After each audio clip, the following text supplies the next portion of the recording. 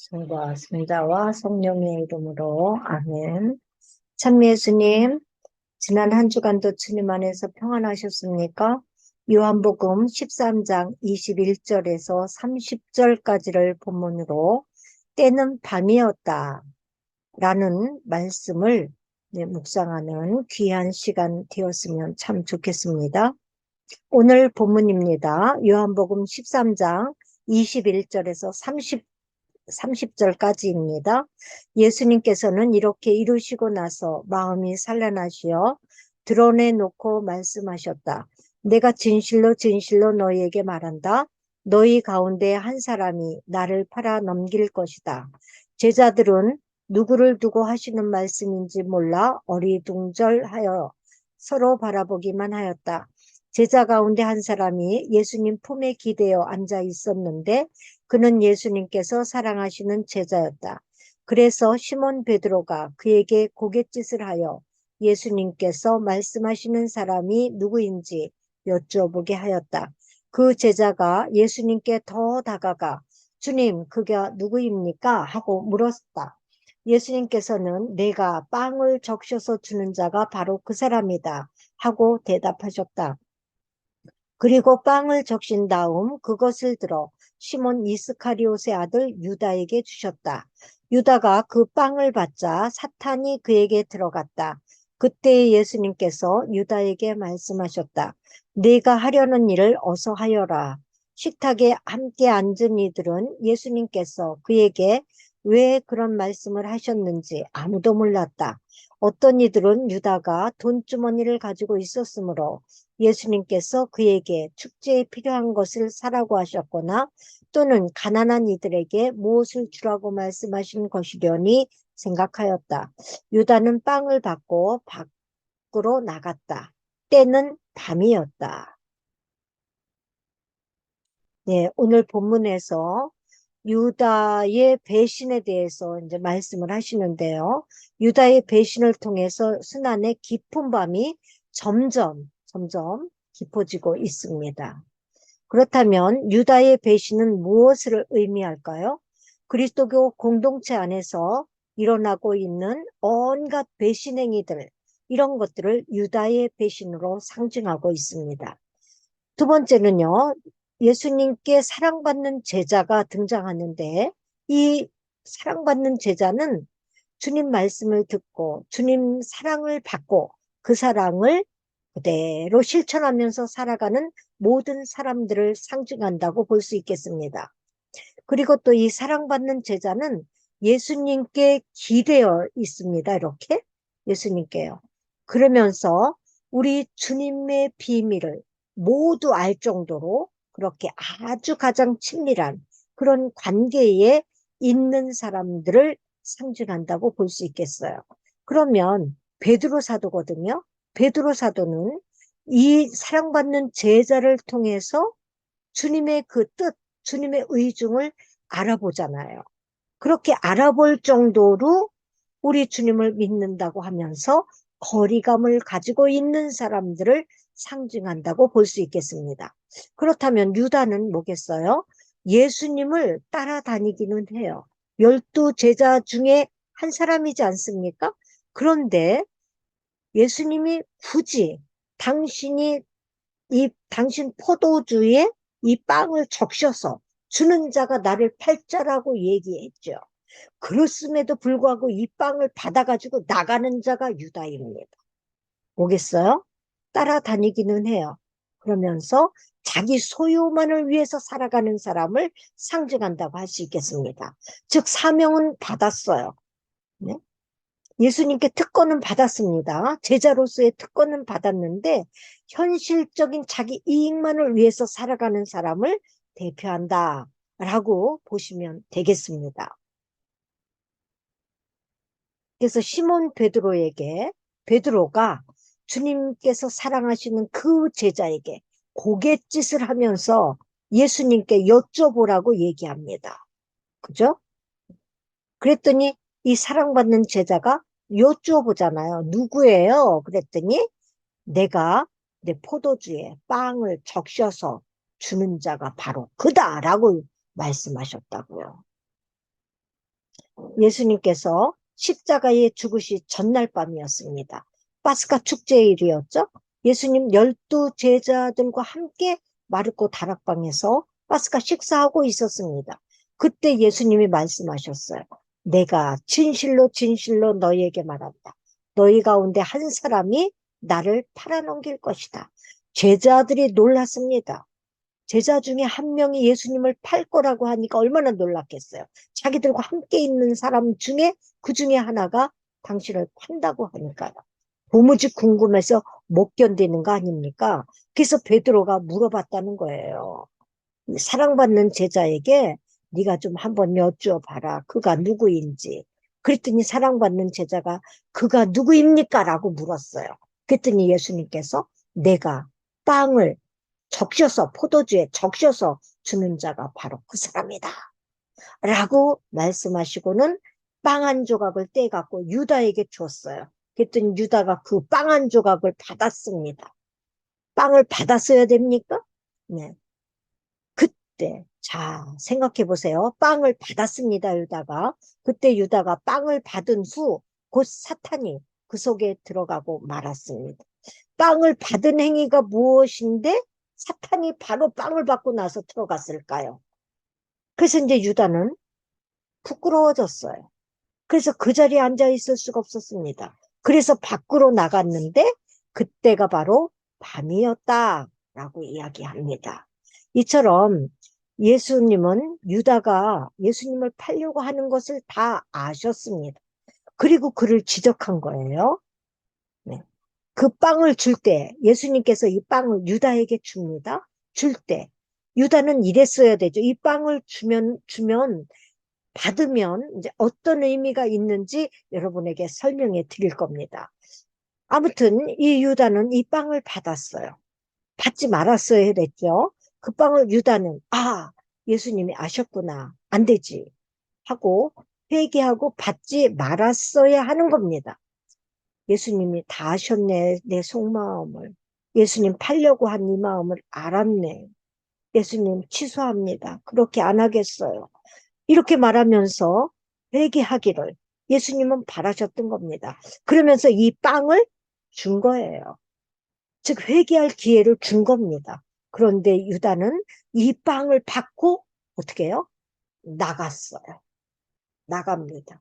그래서 우리 이 자매님은요, 이 그림 화가 자매님은 이 빵을 받고 자기가 부끄러웠다고 그랬잖아요. 사탄이 마음속에 들어와가지고, 네, 부끄러운 마음이 들어요. 여기 있지 못하게 하는 마음을 들게 한 겁니다. 그래서 같이 못 잊고 나가는 거예요. 나갔을 때. 그러면서도 마음 한켠으로는 저희가 잘못되고 있는 거를 알고 있습니다. 그러니까 우리는 마음속에 선과 악이 함께 사는 거예요. 에덴 동산에는 생명나무와 선악과가 같이 있듯이요. 선과 악이 우리는 같이 공존하고 있습니다. 네, 알곡과 가라지가 같이 있듯이요. 그래서 유다는 하느님께서 그 회개의 기회를 주신 것인데 그 회개할 기회를 거절하고 밖으로 나간 겁니다. 밖으로 나가버렸어요. 오늘 본문의 마지막 30절 보면 때는 밤이었다라고 얘기하잖아요. 때는 밤이었다라는 이 말씀 속에 아주 깊은 뜻이 있습니다. 그러면 무슨 깊은 뜻이 있는지, 무슨 의미가 있는지 한번 풀어보도록 하겠습니다.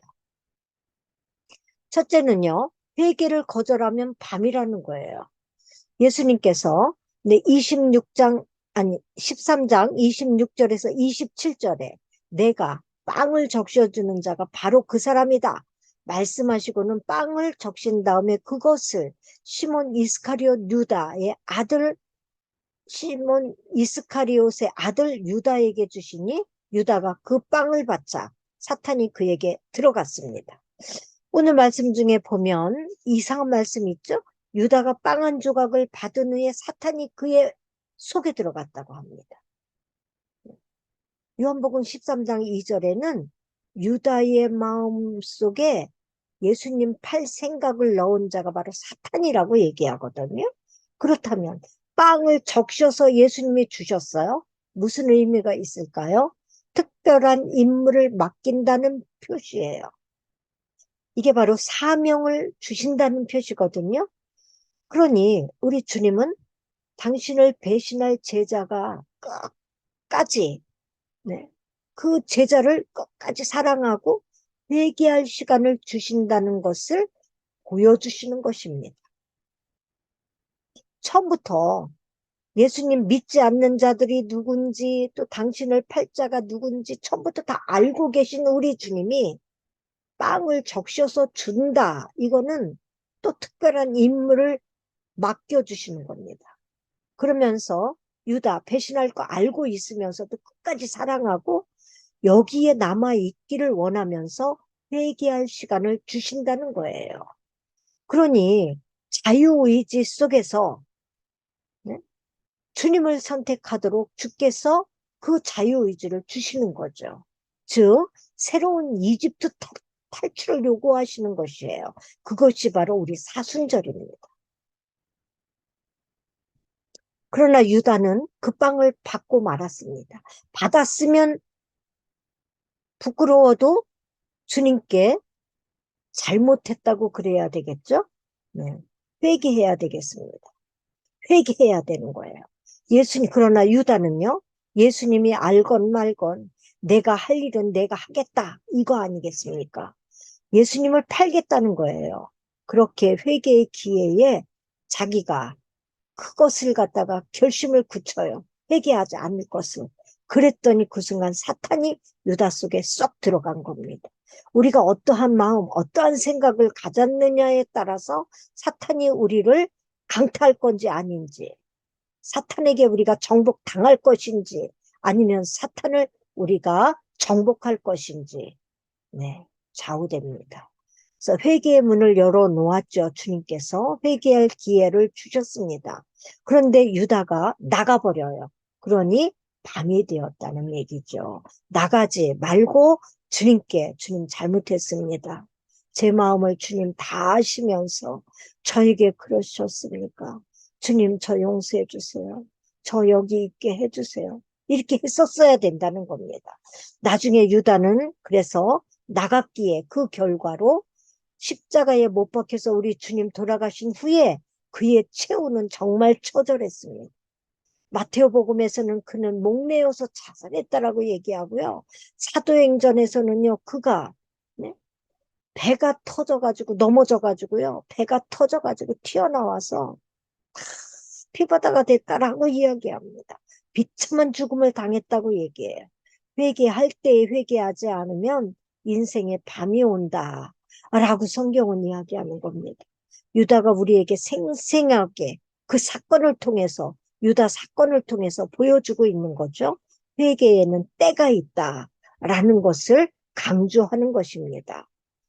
이것이 바로 유다가 죽었다라는 그것입니다.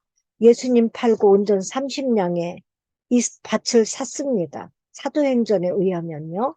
이 밭을 사고 이 밭을 둘러보러 나갔다라고는 또, 네, 파피아스 주교님, 즉 히에라폴리스의 주교님이셨던 파피아스 주교님의 전승에서 이야기합니다. 유다는 병사했습니다. 라고 이야기해요. 병사에서 이 밭을 둘러보다가, 네, 사도행전 1장 18절과 연결하는 겁니다. 이 밭을 둘러보다가 배에 복수가 잔뜩 차가지고요. 위에서 내려다보면 땅이 안 보일 정도로 배가 많이 부었대요. 복수로. 그래서 이 밭을 둘러보다가 넘어져서 배가, 네, 굴러서 이렇게 굴렀대요. 그래서 배가 터져가지고 창자가 다 나와서 이 밭에 그 피가 다 유혈이 낭자했었다라는 그런 전승이 있습니다. 그래서 네, 유다의 최후는 아주 비참했다라는 것을 이야기해요. 그래서 이 밭의 이름이 아켈트마 아닙니까? 피의 밭이라는 별명을 가지고 있는 이 밭. 네, 사도행전에 자세하게 보도되고 있습니다. 두 번째는요, 사명을 떠나면 인생의 밤이 옵니다.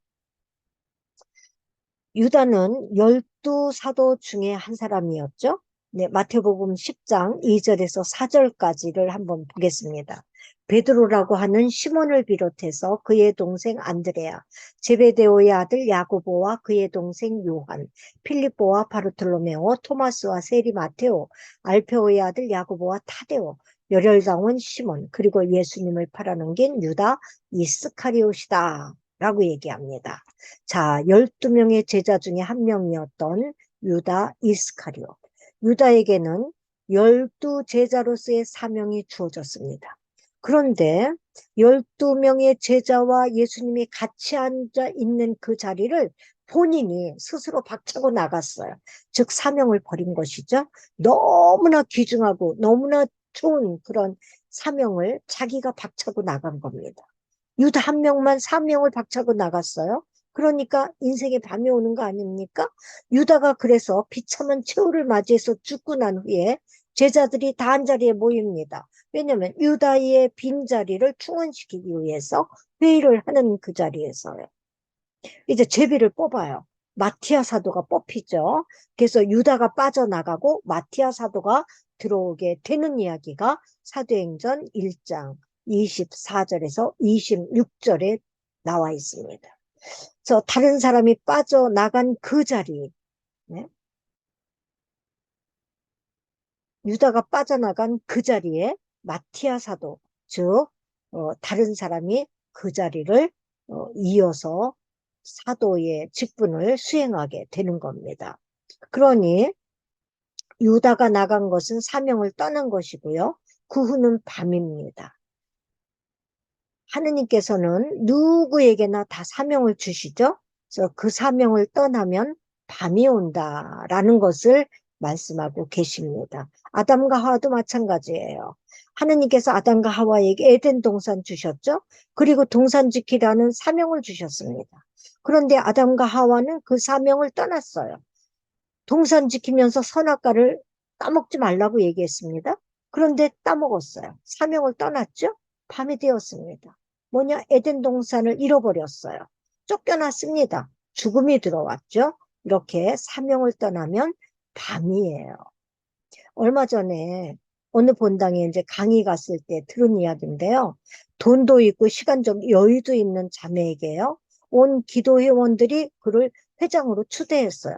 기도회장 해달라고요. 왜냐면 코로나가 이제 어느 정도 완화되고 나서 이 본당은 일찍 기도회를 재개했습니다. 그래서 거의 1년 정도 이제 기도회를 운영하고 있었는데, 먼저 회장님이 이제 사정이 있어서 네, 그만두시고 새롭게 이제 회장을 선출하는 과정에서 일어났던 이제 일이에요.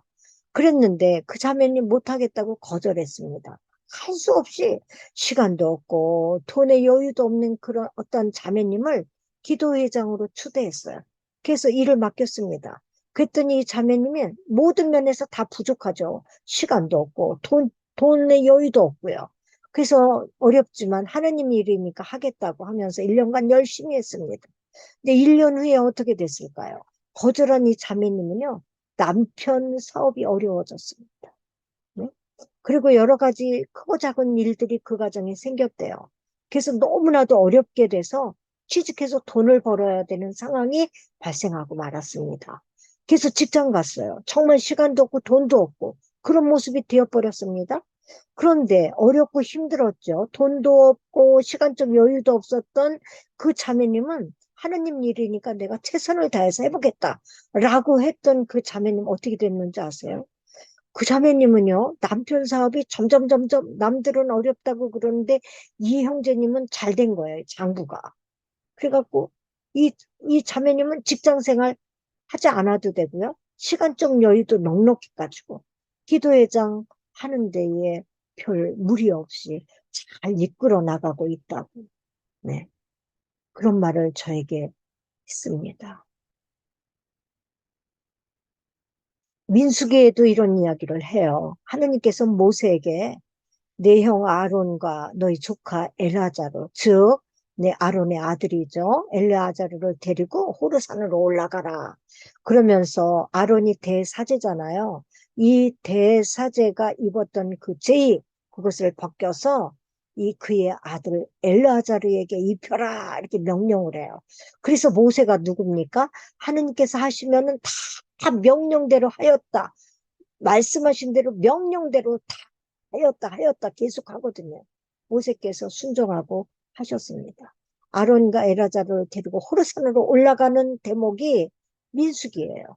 그래서 올라가서 정말 옷을 벗겨서 엘아자르에게 입히니까 아론이 죽었습니다. 네, 나가면 밤이 되는 겁니다. 사명을 거절하면 하느님께서는 밤이 되게 하세요. 하느님께서 무슨 사명을 맡겨주셨던지 거절하지 마세요. 유다처럼 나가지 마세요. 밤이 옵니다. 대사제 그 죄를 제일 먼저 입은 이가 아론이잖아요. 근데 아론은 아프지 않았습니다. 건강할 때예요. 하느님께서 그런데 모세에게 대제사장 죄를 벗기라고 얘기했잖아요. 네? 그래서 그 제사장 옷을 벗자마자 세상을 떠났습니다. 한번 본문을 읽어보겠어요. 너는 아론과 그의 아들 엘아자르를 데리고 호르산으로 올라가서 아론의 옷을 벗겨 그의 아들 엘아자르에게 입혀라. 아론은 선조들 곁으로 간다. 그는 거기에서 죽을 것이다. 모세는 아론의 옷을 벗겨 그의 아들 엘아자르에게 입혔다. 아론이 그곳 산꼭대기에서 죽자 모세와 엘아자르는 산으로 내려왔다. 그쵸? 사명에서 벗어나면 밤이 되는 것입니다. 옷은 사명을 상징해요. 마지막 세 번째는요, 예수님 떠나면 인생에 밤이 옵니다. 고기가 물 떠나면 죽잖아요. 예수님 떠나면 지옥으로 의미해요. 결국 유다는 구원받지 못했죠? 밤, 즉 지옥이에요. 사도행전 4장 12절에는 예수님 이름밖에는 그 이름으로 구원받을 수밖에 없다. 이 세상에서 구원받을 이름은 예수밖에 없다. 예수 이름밖에 없다라고 말씀하세요. 네, 사도행전 16장 31절에도 역시 마찬가지죠. 너희의 집과 너희의 모든 가족들이 다 구원받으려면 주 예수를 믿으라고 얘기합니다. 그러면 구원받으리라. 네, 이렇듯이요. 구세주, 우리의 구세주 오직 예수님이세요. 오직 예수님만 붙드는 이에게 밤이 아니라 낯이 옵니다. 아주 오래된 이야기입니다. 1964년에 있었던 동경올림픽 이야기입니다. 조 플레이저라는 그런 권투 선수 이야기인데요. 이가 네 결승전을 앞두고 올림픽 결승전을 앞두고요. 오른쪽 손가락을 이렇게 손가락이 부러지는 그런 부상을 입었습니다. 그러니 어떻게 해요? 내일 경기 날인데요. 밤새 기도한 겁니다. 열심한 크리스찬이거든요. 네, 주님 도와달라고 기도했어요. 그리고 그 다음날 경기에 출전했습니다. 어떻게 됐겠습니까? 결론은 금메달이에요. 금메달리스트가 되었죠. 이렇듯이 예수님을 붙들고 사는 이는 낯이요. 예수님을 떠나면 밤입니다. 코로나 끝나고 여러분 본당에서 다 척사대 많이 하셨죠. 네, 저는 이 윷놀이를 잘 못하는데요. 어느 본당 이야기입니다. 네, 구역대항 척사대회가 있었는데 네, 이제 결승전까지 다 올라왔습니다. 그래서 A팀이 네 판 다 올라가면 이기는 거래요. 그런데 A팀은 이제 네 판이 거의가 다 됐습니다. 근데 B팀은요, 두 판도 못 왔어요. 그러니 거의가 다 승패가 결정난 거나 마찬가지입니다. 그랬더니 B팀의 이 두 판도 못한 이 팀의 마지막 주자가 퇴장하면서 주일학교 그 학생에게 야, 네가 내 대신 해라. 이러면서 그냥 나가버리는 거예요. 그랬더니 이 학생이 네, 알겠습니다. 근데 잠깐만요. 그랬더니 막 교리실로 뛰어가더라는 거예요. 그런데 한참이 돼도 안 나와서 구역장님이 가봤대요. 뭐 하나 갔더니 기도하고 있더래요. 그러더니 조금 있으니까 나오더래. 그래서 얘 뭐라고 기도했니? 그랬더니 네, 하느님 저 어른들이요. 저에게 대신하라고 그랬는데요. 제가 어떻게 어른들을 이기겠습니까? 주님께서 도와주세요. 근데 제가 이기고 싶거든요. 주님 도와주세요. 이렇게 기도했다고 그러더래요. 그렇게 하고 이제 윷놀이를 했는데 이 주일학교 학생이 이 윷을 던질 때마다 뭐가 6번이나 나오더랍니다. 그리고 윷이 4번 정도 나오대. 이겼대요. 어떤 상황에서도 주님만 의지하는 그런 신앙, 그 신앙만이, 네, 오직 구원입니다. 예수님 안에 있으면 낮이고요. 나가면 밤이에요. 유다가 나가니까 밤이 되었지 않습니까? 결국 유다는 주께서 특별히 또 사명을 다시 주시려고 땅을 주셨다라고 믿고요. 네, 내가 팔 거라고 주님이 그러셨지만 주님 용서해 주세요. 그러면서 회개하면 우리 주님이 왜 받지 않으셨겠습니까? 그것을 원하고 빵을 주신 거예요. 그런데 유다는 이 빵을 받고 나갔죠. 그래서 이 그림을 그린 우리 화가자매님은요, 이 빵을요, 꽉 쥔 거예요. 유다가 어딘가 모르겠는 자기도, 네, 좀 편치 않는 그런 마음이 있으니까 이렇게 꽉 쥔 거다라고 이야기하는 겁니다. 네, 굉장한 그런, 네, 영감이죠. 그래서 나갔기 때문에 인생의 밤이 옵니다. 그래서 주께서, 네, 유다에게 바라는 것은 벌써 배반하고 팔을 거 알고 계신 주님께 회개 기회를 주신 주님께 회개했었으면 좋았을 겁니다. 후원받았죠. 12제자의 대열에 그대로 있게 되었을 것입니다. 이렇게 회개를 해야지요. 회개를 거절하면 밤이 옵니다. 또한 특별한 사명을 주시는 상징으로 빵을 적셔서 주는 건데요. 네, 이것을 받았으면, 네, 받지 말아야 되겠죠. 네, 사명을 이행하지 못하는데 왜 받아요? 그죠? 받았으면 사명을 이행하려고 주님께, 네, 회개해야 되겠죠. 이렇게 사명을, 네, 뒤로 하고 나갈 거면서 왜 이 빵을 받습니까? 그렇듯이 사명을 떠나면 인생에 밤이 오는 거고요. 결국 예수님을 등지고 떠나면 인생의 최후에 아주 비참하게 죽어갔던 유다처럼 인생의 밤이 된다는 엄청난 메시지를 담고 있습니다. 이 사순절 막바지에, 네, 주께서 살아가면서 크고 작은 그런 주님을 섭섭하게 했던 일들, 영적으로 성장하는 데 걸림돌이 되었던 크고 작은 일들을 주님 앞에 솔직하게 고백하는 그러한 사순절이 되었으면 좋겠고요.